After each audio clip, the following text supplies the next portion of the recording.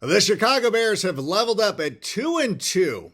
And for a lot of people who thought the Bears were going to be somewhere around 500 to get through the first quarter of the season. And of course, it was a lot easier when it was a 16-game schedule. But going to the first quarter of the season, level 2-2 for most people, I would say the Bears are right on schedule, perhaps ahead of the schedule that you anticipated. I remember when I did my predictions for the Chicago Bears, a lot of people said the Bears were not going to defeat the LA Rams. So where are you standing right now? Because right now, where I look at it, the Chicago Bears are right where they need to be, perhaps behind the pace I had set for them. But I think they're in a pretty good spot. And let's talk about it. And Sammy, let's go ahead and start the show. Turn up your volume. Because you're about to listen to The Sick Podcast with Adam Rank. It's Hester trying to work it back to the middle. Gets past the first wave, and here he goes. It's Hester inside the 30. Hester's going to take it all the way for a touchdown. And no flag, 92 yards. Brought to you by Circa Sports Illinois, the sickest Chicago Bears and fantasy football podcast. Sports entertainment like no other. It's gonna be sick. Welcome to the reaction show for the Chicago Bears, the Sick Podcast with Adam Rank. Thank you so much for being here. The Bears, again, 2-2. Solid victory over the LA Rams. I think that for a lot of people, this was going to be kind of a barometer game for them because the Rams came into this contest struggling, obviously with injuries to Cooper Kupp, Puka Nacua. They have a number of injuries on the offensive line. This was a definite winnable game for the Chicago Bears. And had they not won it, I would have started to sound the alarm of, where are we going with this coaching staff? What are we doing? What's happening with them? But they get the hard-earned W. And again, it's not easy. And I know that it's easy to look at games like this and be like, well, they should have won by this. They should have done that, whatever. Let's take a look at what's happening in Green Bay right now, where the Minnesota Vikings went in there and put up, 35 points? Forget the actual final score, but the Minnesota Vikings went to Lambeau and dominated them. And there's Jordan Love was playing, so there's no excuses.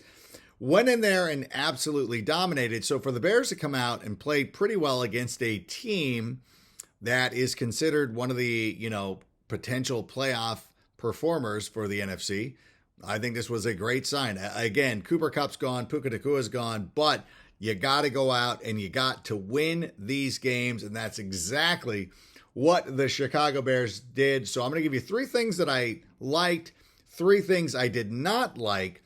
We'll start negative because I like to work backwards. And if you'll excuse me for a second,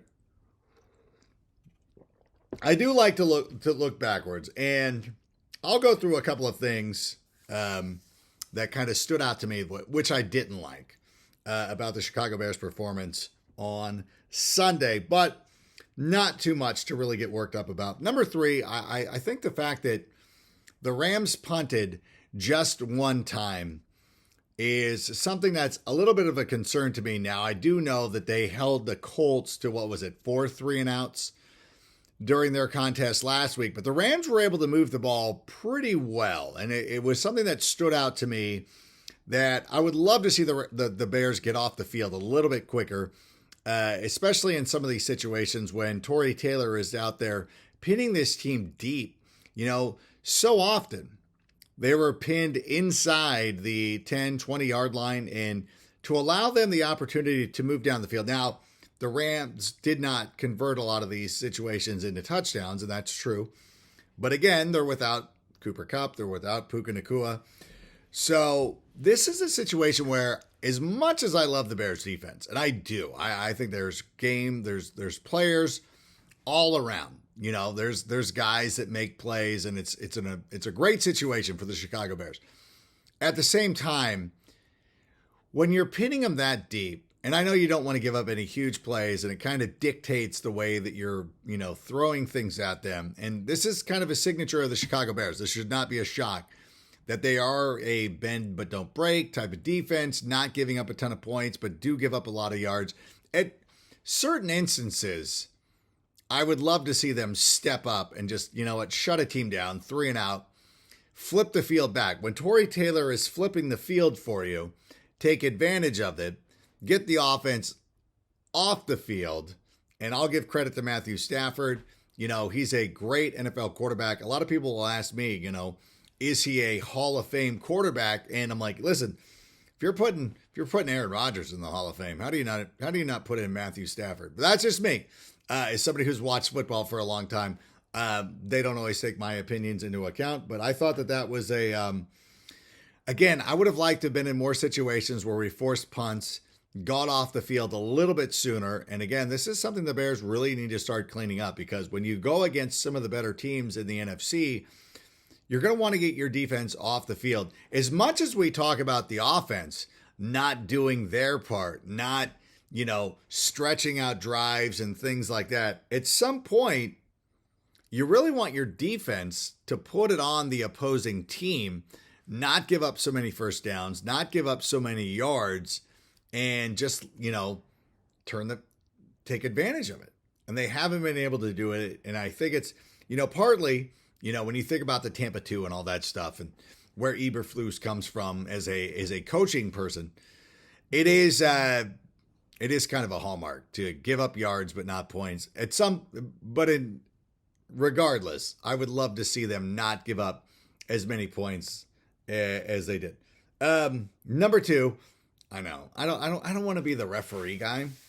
I really don't. I don't want to be the referee guy. As a matter of fact, it's interesting because on NFL Fantasy Live, which is not a live show, it's a tape show, and the only thing that'll get us, they don't care when you do NFL Fantasy Live, if something happens on the show and there's a bad graphic, they roll the wrong tape, they'll stop down.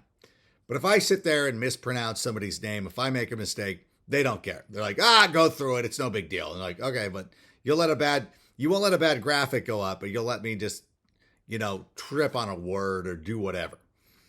The only thing that makes them retape a segment is if you're critical of the officials, which I was last Monday. And they're like, hey, you have to do this over again because you were making fun of the whole thing I was making fun of a thing, the forward progress thing, where it's like, hey, when it's Anthony Richardson, one of the most elite quarterbacks in the NFL, at least as far as running the football, when he's out there grinding for an extra yard, the play stops. But when it's Trey Sermon, of all people, then all of a sudden it's like, it's not that big. Let's let him play, which is fine. I'm all for it. If you want to let him play, let him play. The only issue I have is that there's a player, and I don't remember if it was Tutu Atwell or whomever it was, Demarcus Robinson. I don't care. I don't remember which player it was. But Jaquan Brisker was flagged for 15 yards for helping that player move off the field, which is his goddamn job. That's what he's supposed to do, And so for me, I look at this situation where, okay, you want them to be cognizant of, hey, if part of his foot is out of bounds, don't drill him. But at the same time, if this guy grinds and gets an extra 4 yards, the announcers sit there and glaze him. Oh, what a great effort. Continues to drive, continues to push his, which is fine. I'm for that. This is the part of football that I'm for. I want them to do that. But if it's a questionable call near the sidelines, then use that same mindset of if he was great, but because he's trying. It reminds me of the Danny Trevathan thing a couple of years ago. And I got in trouble on social media for this, where I was like, hey, if Davante Adams keeps his feet moving and gets into the end zone, everybody calls the Bears soft. But if he goes out there and ends the play, then all of a sudden he's a bad player. He's a dirty player or whatever it is. I think that it wasn't so egregious that it deserved a 15-yard penalty. That's my thing. Here's my problem. Caleb Williams slides a Rams player tries to jump over him, knees him in the head, which actually, those are the kind of injuries that cause concussions. Whatever. Apparently, concussions don't matter today. No 15-yard penalty. And you can be, oh, he wasn't trying to hurt. Okay, but if you're going by the letter of the law, then it should have been a penalty. And again, I am for like driving a guy out of bounds when he's, when the play's still alive.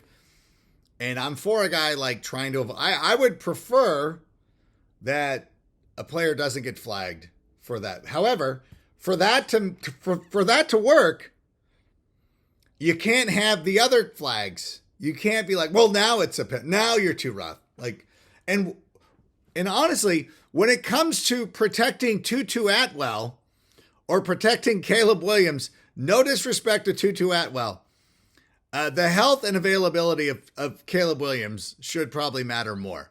And I know that's not fair to say. You're like, every player, shut up. You should try to protect Caleb Williams a little bit more. So I would like the referees to be on the ball a little bit. Do whatever. Be better. And by the way, if you have to sit there and if you come out and it takes you 10 minutes to explain a rule, maybe your rule is stupid. I just am saying. Oh, so what happened was Jaquan Brisker ran out of bounds and he established himself with 1 foot, but didn't get 2 feet down. And of course, if his knee would have hit, he would have like, shut up. Then your rule's dumb. Whatever. It is what it is. And again, the officials didn't make too much of an issue on this one. This was a pretty horribly officiated game from both sides. So there you go. And I know there's Rams fans who are watching the games with us here who are like, was that really a pass interference? And I'm like, you know what? Honestly, like I didn't want the pass interference called because number one, I thought the Bears were going to find a way to blow it. You know what I'm saying? Like when they called pass interference and it's 1st and goal on the 1, I'm like, I think we would have been better off just taking the field goal because there's too much room for embarrassment here. But they did get the touchdown to Roschon Johnson, so it worked out. But it was equally horrific for all people around. I just wish that NFL officiating was a little bit better. Number one, the thing that irked me the most, the Rams moved the ball too much on the ground. And this is very simple. Going back to last week with Jonathan Taylor, that I remember watching the game and not thinking to myself, as somebody who participates in fantasy football, like Jonathan Taylor's killing it, but he was actually pretty good in fantasy. Kyren Williams was great in fantasy as well. And again, I guess this goes up to my original point of like, you're giving up way too many yards. Way too early. I don't like that.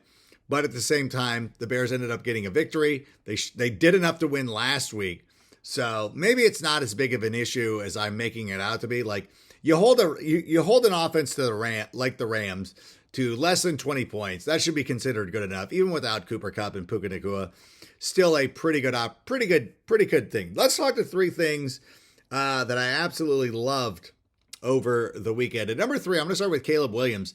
Somebody was like, well, Caleb Williams looked like garbage, but you guys still want him. Like, meh? Like, there's nothing. I've now come to the point, like, there's nothing Caleb Williams that can do that will, help, that people will be, like, satisfied with.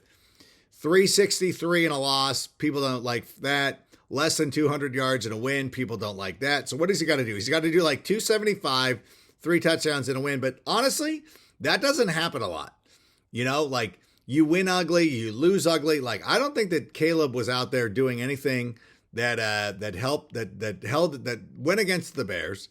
Number one, and if I'm not mistaken, I don't think he had a turnover, a strip sack that probably wasn't his fault. Did he have an interception? I don't know. I'm not going to look at the game book. I'm just going to go off my feels. I thought he played really well, and when he needed to rip it, he ripped it. Like he had a couple of nice passes to Cole Kmet. I thought with DJ Moore that the chemistry still like the chemistry with DJ Moore is not there. Like, can we be honest about this? Like, it's not there.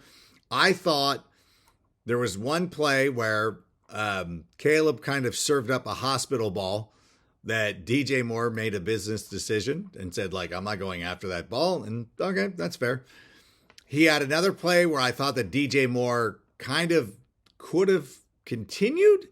Like, I thought he got kind of hung up a little bit, and it could have been a better effort on DJ Moore's part. Again, I'm curious to find out. I really wish, and it's one of those things too. I don't want Tyler to kind of explain to me, like, what do you guys think? But at the same time, I still would love to. I would love to get, you know what? I'll ask Steve Smith to look at that play and be like, hey, whose fault is this? Is it Caleb or is it the wide receiver? Actually, I don't want to even say Steve Smith because I don't want to get him in trouble either. I want to find out from a wide receiver whose fault that is. I know everybody just assumes it's the quarterback. I'm not willing to make that concession yet, but I do. Listen, if an NFL wide receiver comes out and says that's on the quarterback, then I'll take it for what it's worth and be like, okay, because I don't want to talk to David Carr because David Carr is going to be like, the receiver should have ran through it. I want to get like a fair and balanced opinion. I know, fair and balanced. I shouldn't say that. But I love the way Caleb played. If you came out of this game and you thought that Caleb didn't play well, then I'm not having this conversation. I'm really not. I'm not buying. No, I'm not playing that game. I thought that the Bears were a lot better at, getting the play in on time, giving Caleb his opportunity to go out there and mix some things up. I do say that when they were up by what was it, 11 points with 8 minutes to play before they kicked the ball off where the Rams ended up driving down to score the field goal. I wish they would have been a little bit more aggressive on that play. But again, that's negative, and I'm not going to be negative because I thought Caleb played a great game. Number 2, I'm going to go Tory Taylor. Hey, you know what? For everybody who hated that pick in the 4th round, this is why they made that decision. You know what I'm saying? Like, this is why they go out there and they make the decision to go out there and get a Tory Taylor because he flips the field. And again, I mentioned this before. I wish they would take advantage of it a little bit more. But when they did need to make the big play, they did. Jaquan Brisker went out there, had the big interception, and won the game there. Settled it. Perfect. Loved it. By the way, going back to Caleb Williams, the 3rd down play, which I think was obvious at the end of the game before they had to punt it one last time. It was obvious that Caleb Williams was going to, hold on to the ball. Still was a lot closer than I'm sure the Rams fans would have liked it. However, I thought good decisions were made all around. Caleb didn't force anything. Like, I know that people go into these things and they want Caleb to be Patrick Mahomes or whatever. By the way, Patrick Mahomes, currently the number 15 receiver in fantasy football, or quarterback, I should say. And I'm sitting here, the Chargers game is starting, and the Chargers are up 7-0. So let's not act like Caleb is being held to a different standard than Patrick Mahomes, whose team is also struggling. So let's keep a little bit of this in perspective. But I thought that Caleb did a great job of holding the ball. They crashed on the running back, which they should have. And then he held it, tried to run for it, didn't turn the ball over, didn't make a weird throw that gave the Rams an extra 40 seconds, didn't surrender Cobra after throwing an interception, which I know is like, it's sort of, damning with faint praise, so to speak, but he's making good decisions out there. Like, what more do you want? Like, he's out there making proper decisions, holding onto the ball. So I thought he was good. And this is Tory Taylor's point. But number 1, the thing I love the most was DeAndre Swift and Roschon Johnson. Both those guys coming through. Roschon Johnson was one of my sleepers in fantasy football, and he saved us with the touchdown, which is kind of what we prescribed. Was Roschon Johnson is a low-end fantasy play, flex guy, maybe in a difficult decision for an RB2, and you got to go out there and do a thing, but goes out there, scores a touchdown. DeAndre Swift was running really well, and I noticed at times, during this contest, that I would sit there and like yelling at the TV. And by the way, we're at Rip Beer Company in Huntington Beach, California. We'll be there on Sunday again. My U7 boys have a scrimmage against the Hebrew Academy on Sunday, so I'll be a little bit late for that game. However, I will let everybody know that we're yelling at the TV, And there were times where I'm screaming for Caleb Williams to go out there. I'm like, dump the ball off to DeAndre Swift. This was a great game in that aspect, that I know that it's not sexy and it's not exciting and it's not, throwing a 85-yard bomb to Rome Odunze. But if you can start throwing the ball with success on the dump-offs to DeAndre Swift, think of the way that Clint Kubiak had used Alvin Kamara, over the first couple of weeks of the season. If DeAndre Swift becomes that kind of player for us, where he runs pretty well, he runs decently enough, but if he's making his impact, picking up third downs as a receiver out of the backfield, like, it's such a weapon. Like, we saw Roschon come in a lot of short yardage situations and run the football very effectively. And he looked great. And he goes out there and he picks up a first down, and we love that. But there's also times where it's like third and long, and DeAndre Swift's out there, or even second and long, where DeAndre Swift is able to move the sticks by catching the ball out of the backfield. We love that situation. I think that's huge. I love every single piece of that. So for me, very excited to see that happen. And those are three things that I loved about the Chicago Bears. I think I spent too much time on the negative part of it, but I don't know. This could have been a bigger win. I don't care. We're leveled up here at the quarter mark of the NFL season. Now, next week we have the Carolina Panthers, and we'll start on Monday. I'll be on CHGO After Dark to talk about this game with Corey Wooten and our friend Greg Braggs. Tuesday, we will bring in Tyler Scott. We'll talk about the game a little bit. We'll do some sports card stuff. Wednesday, we'll do Take It to the Rank with our boy Braggs. And we'll both talk about what the game had passed. And we'll look forward to the Carolina Panthers game. And then on Friday, we're trying to lock in a guest. I got somebody in mind. And if she's able to do it, you're going to love it. We'll see if she's available. And I'm not going to say who it is, because I don't want to. So if there is a female here, that's exactly who I was talking about. In any event, want to thank everybody for joining us here. What a great day. 2-2 to start the season. Listen, a lot of you thought we would be 2-2 or less, or 1-3. So we're exceeding your expectations. Did I have us at 3-1? Yes. But I'm a meatball, and that's what I do. That's not what you do. It's fine. You thought we were going to be 2-2. We're 2-2. The offense is getting better. Caleb's making great decisions. The defense is making key stops. There's not a lot to be concerned. We're Bears fans. There's always going to be stuff to be concerned about. But we're playing decent football. We're 2-2. Seth Rollins is happy. I'm happy. Let's get after it. Thank you so much for being here. Sammy, go ahead and play us out and bear down. And that's a wrap. Hope you don't miss us too much until next time. Follow the Sick Podcast with Adam Rank on YouTube, Instagram, Facebook, Google Play, and Apple Podcasts. Brought to you by Circa Sports Illinois.